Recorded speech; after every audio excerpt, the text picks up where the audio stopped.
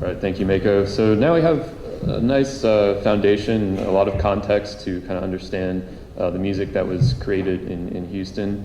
And so our next speaker, Lance Scott Walker, is going to really zero in on probably the most influential figure of this scene, DJ Screw.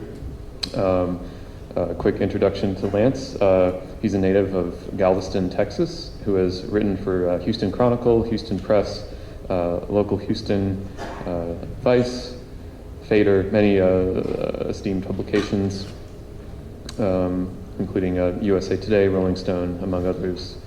He is also the author of the book Houston Rap, published by Soundcure in 2013, as well as Houston Rap Tapes, both collaborations with the photographer Peter Best, and he is also the host of Houston Rap Tapes Radio and Evil Hour Evening Reading.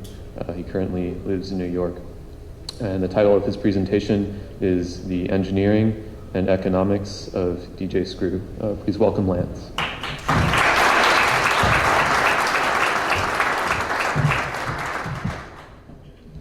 Thank you and good morning, San Antonio. Thank you for having us. I also want to extend my appreciation to the Association for Recorded Sound Collections for having us. I realize you have this conference in different cities and different states every year, but you chose Texas this year, and we feel a particular way about our history here. So we appreciate the chance to add to the historical record. The focus here in the opening plenary session is on hip hop, and DJ Screw is central to that in Texas.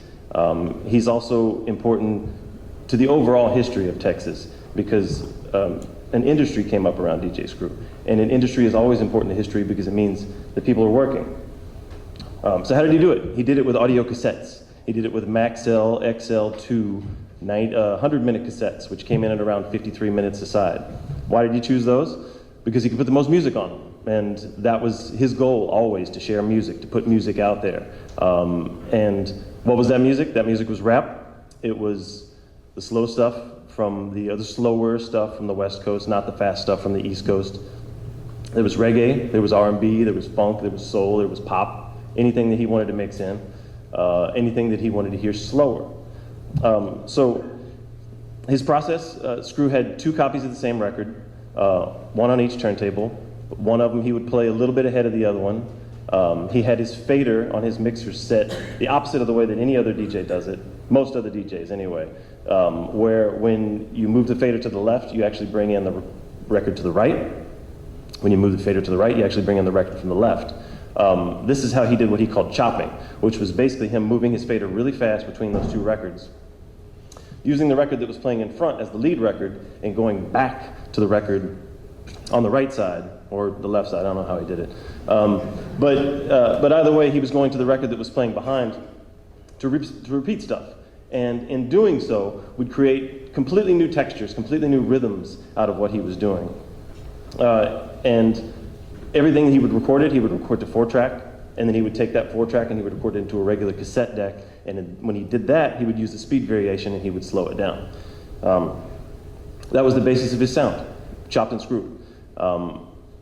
It was really almost, there's lots of imitators that have come up since, but nobody has his touch, nobody had his feel. If you listen, who here listens to Led Zeppelin? Okay, a few hands. Okay, well, when you listen to Led Zeppelin, you've got this big, heavy, kind of dirgy, slow feel. Why is that? That's because the bass player and the drummer both play a little bit behind the guitar player. That's why Led Zeppelin kind of seems like it drags. That's why Led Zeppelin is jamming. So DJ Screw was very much the same way. Played a little bit behind everything, slowed everything down. Even the people who were rapping over his songs had to kind of slow down to catch up with what he was doing. And I brought some for you to hear.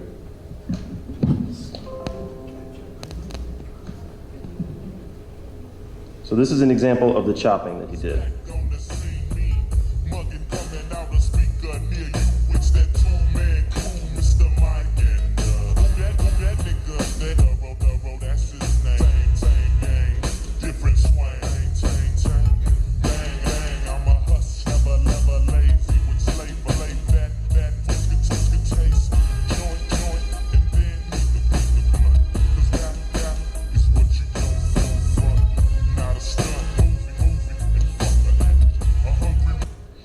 You get the idea. So to go back to my earlier point, it's really almost like DJ Screw was a great drummer. And in fact, he started out as a drummer in his hometown of Smithville, back when Robert Earl Davis Jr. was playing the bass drum, learning how to scratch on his mother's blues records. His sister Michelle remembers that. I'm honored to have her here today. Once he got his own vinyl, he started taking a screw and scratching out the songs that he didn't want to play again. And that was how he got his name, DJ Screw. His friend Shorty Mack named him that. Screw borrowed a turntable from a neighbor, wired up a speaker somehow to that turntable, used his stereo as a primitive fader and would go back and forth between the two, got himself a tape recorder, would put the tape recorder on the floor next to the speaker and would lay down to talk during the transitions between songs. These were his first tapes. These were his first Screw tapes. They were very different, of course, than what he was doing, but suffice to say, he was taking what he had, what he could get his hands on, and he was learning how to use it, and he was learning how to maximize it. So when his father moved him to Houston in the late 1980s, he was already DJ Screw. But nobody in Houston knew who he was. They were doing their own thing there. They were building a hip-hop culture in Houston. This is probably 1986 that we're talking about. The Ghetto Boys and Rap-A-Lot Records that Mako talked about were on the horizon. There were battle rappers in the clubs in Houston. There was a hip-hop radio show on the radio on Saturday mornings that Screw would have heard, where there were rappers like Jazzy Red, MC Wicked Cricket, and OG Style would come on and freestyle live on the air. The hottest mixtape DJ in town, Daryl Scott, had opened his own shop in Houston, and Screw would come hang out there and got to know him. And as the 80s progressed, Screw started getting his own DJ gigs. He started getting money from those DJ gigs. He started buying more equipment. He bought another mixer. He bought an actual turntable that wasn't a house turntable that you could actually take to a club, although for quite a bit of this time he was sharing a turntable with another DJ. What that other DJ tells me is that every single thing they bought, I think a lot of people in this room can appreciate this, everything they bought was from Radio Shack. And so everything they bought had that little realistic logo on it, and they would just learn how to use everything. Learn how to use it until you maximized it and you made enough money to buy the next level up. And that's how they moved along. He had dropped out of high school and was sacking groceries in a grocery store on the south side of Houston when somebody in his apartment complex said, "Hey man, those mixtapes that you're making, I want to give you $10 for one of those." And this just caught Screw like, $10? Quit his job, immediately quit his job, started making mixtapes. Other people in the apartment complex started coming. What eventually developed into was that they would make a list. Okay, bring me a list of what you want. It's $15 now for a customized tape. This is inflation, just immediately. So they bring him a list. He takes that list, he writes their name on it, he writes their phone number on it, puts it in the shoebox. And then on the day when he's getting ready to mix that tape, okay, I'm gonna pull all these records, because he was buying records like nobody's business. Oh, then he'd call him up, okay, come on over. And then they'd come over to the apartment. And he had a microphone hooked up. This was a pretty primitive setup, but like I said, all the time he was building on his setup. So they would come over and he would record the tapes, and then when they get near the end of the tapes, like, okay, take the microphone, do your shout outs. And they'd record them, "What's up, this is Ricky from 3rd Ward. I just want to say hello to all my friends." I'm sure it was a little bit different than that, but anyway, and then he would take, when the tape would come out, he'd take the tape and he'd write his phone number on there, he'd write DJ Screw, he'd write the name of the tape, which is something that they came up with, or he came up with, I don't know. And then over on the right side, in capital letters, he'd write "Fool." I don't know why he wrote that, but seeing as 16 years after his death, I'm still wondering about it in front of a bunch of you, I'd say it worked. People could only get Screw tapes from Screw. So they would come to his house to get those tapes. And this created problems for Screw in the apartment where he lived with his father, because traffic kept showing up. People were knocking on the door all the time. What does that look like? That looks like you're selling drugs.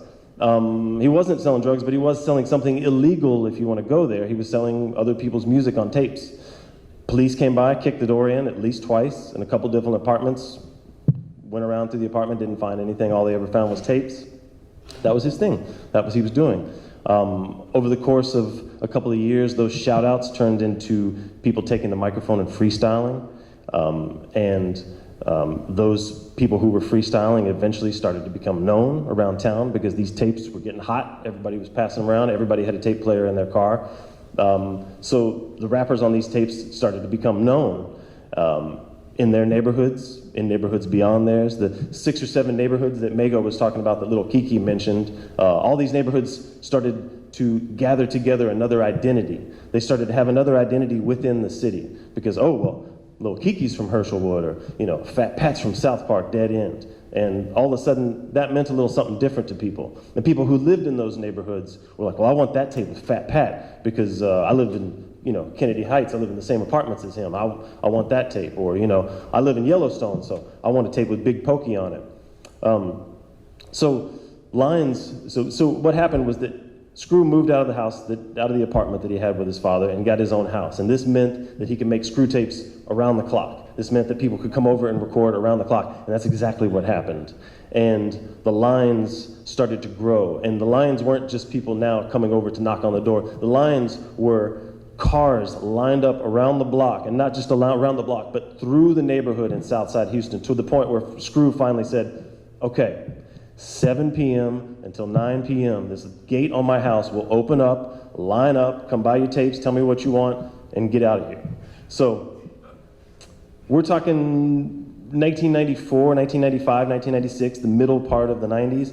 How people got this message, I don't know. Nobody had cell phones, but somehow DJ Screw was so connected to so much of the city through his tapes and through everybody that got to know him, which really over the course of his life was hundreds of people. We're very, very close to Screw. But the message got out. People showed up to his house, bought tapes, showed up at the gate. Okay, give me something with Lil Kiki on it. Or somebody showed up. Okay, just give me $100 worth of Fat Pat. People driving in from Louisiana, people driving in from all parts of Texas, people driving in from everywhere.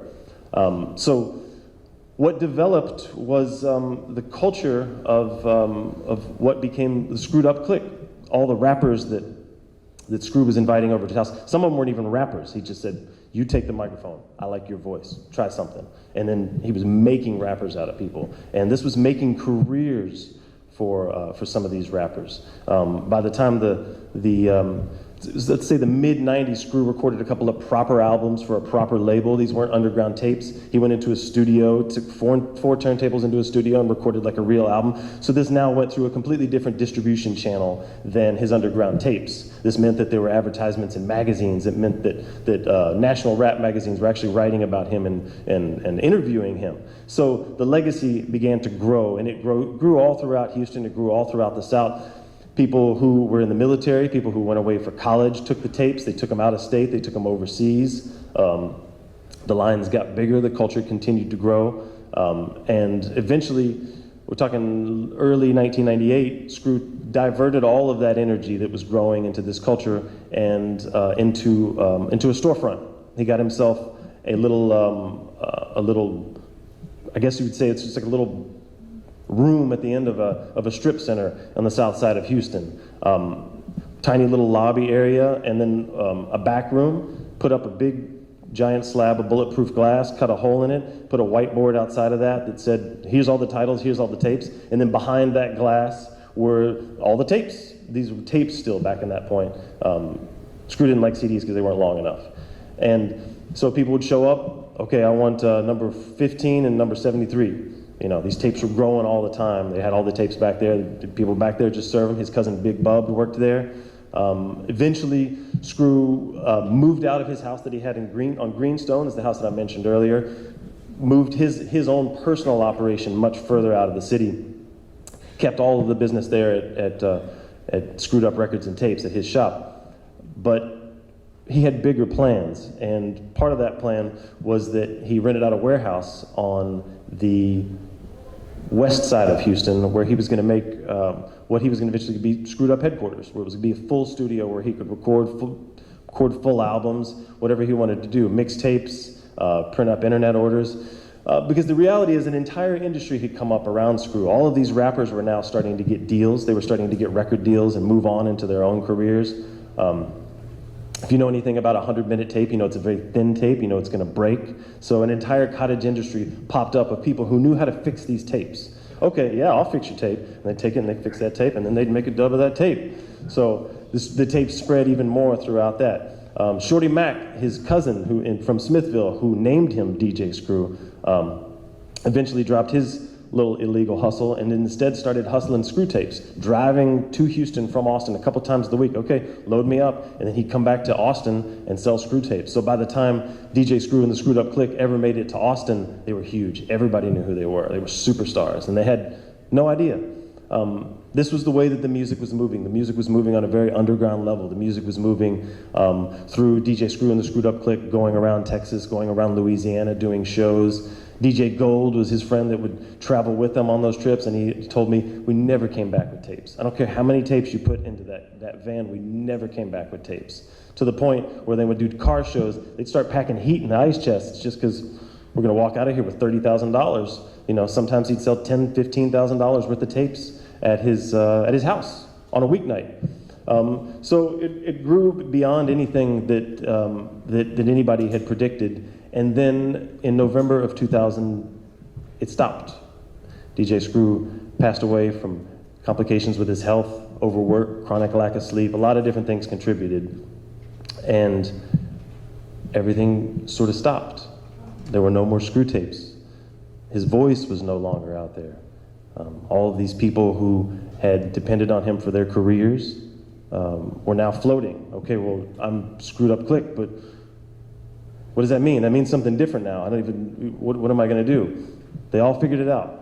But there were a lot of people who, on a very personal level, of course, on a personal level, a lot of the people that I mentioned felt like they were Screw's best friend, because that's how he made them feel. He was really incredibly close to a lot of people in a way that is impossible for most people to share, but somehow he did it. I think it's just because he never slept. I think that's how. But so part of what fell out from underneath a lot of people was also what you could consider kind of an industry, because he supported so many people. He supported them on a personal level. He supported them on a financial level. He bailed people out of jail. He put money on people's books. He paid for people's rent. He paid for people's car notes. He paid for diapers. He paid for food. He paid for clothes for school. So there was a lot that was really swept out from under a lot of people when this happened. But the shop stayed open, and for a couple of years, things kind of moved along at whatever kind of slow pace you would imagine something associated with DJ Screw would move. Until 2004. To rewind a little bit, in the 1990s, there was sort of a turf war in Houston. The north side of Houston and the south side of Houston were completely at odds, and for incredibly stupid reasons that you would associate with something like wrestling or soap operas. You know, it was a narrative that was drawn up by who knows who. But what this meant was that no rappers from the north side, and there were some, and they were growing, ever came to DJ Screw's house to make tapes.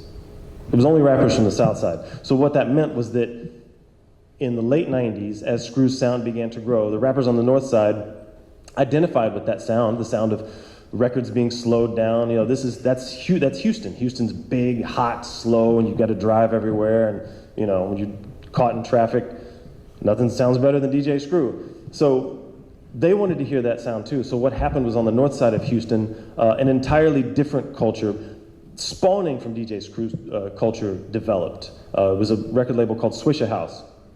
And they had a bunch of artists that they'd been cultivating for years. And by the time 2004, 2005 rolled around, their time had come. And a couple of those artists, Mike Jones, Slim Thug, that Mako had up on the board, Paul Wall, Chamillionaire, a lot of these artists got upstreamed major label deals from Swisha House, from the label they were working with. And they went national. And the national hip-hop spotlight swung towards Houston for a little while. That never happens for very long. It doesn't matter what city. Think about Seattle. But what it meant was that everybody was focusing on Houston, and an entirely new wave, an entirely new economy arrived, because major labels all of a sudden were sniffing around Houston. They wanted to sign people from Houston because that's where this sound came from. And all of this, the foundation for all of this, was DJ Screw. The foundation for the way that the records were slowed down and chopped was a direct influence on everything that followed it. So a couple of years after that, you have Drake, one of the biggest rappers in the world. You have A$AP Rocky, also a very big rapper, who are very vocal about the fact that DJ Screw influenced what they did, and you can hear it in their music. Last year, one of the biggest, or I guess it was this year, Moonlight won the Academy Award and released a chopped and screwed soundtrack for that movie. Although, I will say that if DJ Screw did not do it, it's not screwed, it's slowed. And everybody in the Screwed Up clique, everybody around him will be quick to tell you that. So that's how things have grown from that. Screwed Up Records and Tapes is still open. They only sell the music of DJ Screw. They had to move in 2013 to another space, but they ended up getting a bigger space about 15 minutes away. And now they have room for in stores. They have a recording studio. They sell more merch, more t-shirts and that sort of things, but they just sell his music. And Houston and the world, really, because people come from all over to visit Screwed Up Records and Tapes, support that and have kept that alive. His cousin Big Bub still works behind the counter, and people still show up, and I'll go there this weekend. So the reality is we don't know where the story of DJ Screw ends. There are 300 plus chapters that have been released of his mixtapes, but many people think that he probably made thousands, at least 1,000 mixtapes. So they're going to continue to surface new sounds, new things that Screw said on the microphone, new stories that he told, because remember, he would host these tapes and you'd hear his kind of quiet, kind of warm voice come over, and you'd always listen real close because he wasn't going to talk loud. So it's going to continue to grow. New tapes are going to continue to surface. New things are going to be added to the historical record, and we'll welcome all of them. So thank you very much for letting me add to that record here today.